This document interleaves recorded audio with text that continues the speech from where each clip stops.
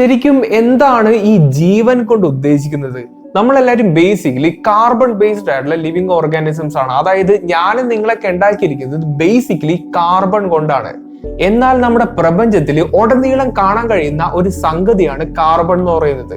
അങ്ങനെയാണെങ്കിൽ ഈ പ്രപഞ്ചം മുഴുവനും കാർബൺ ബേസ്ഡ് ആയിട്ടുള്ള നമ്മളെ പോലുള്ള ജീവജാലങ്ങളും കൊണ്ട് നിറഞ്ഞിരിക്കേണ്ട ഒരു അവസ്ഥ വരണം. പക്ഷെ ഇതുവരെ ഭൂമിക്കപ്പുറം ഒരു ജീവന് നമുക്ക് കണ്ടെത്താനും കഴിഞ്ഞിട്ടില്ല. അപ്പോഴത്തെ ഒരു ചോദ്യം എന്താ വെച്ചാൽ, ഈ കാർബൺ എന്ന് പറയുന്ന ആ ഒരു എലമെന്റിന് മാത്രമാണോ ജീവൻ ഉണ്ടാക്കാൻ കഴിയുന്നത്? ഇതല്ലാണ്ട് വേറെന്തെങ്കിലും ഒരു എലമെന്റ് ഉപയോഗിച്ച് ജീവനെ നിലനിർത്താൻ കഴിയുമോ?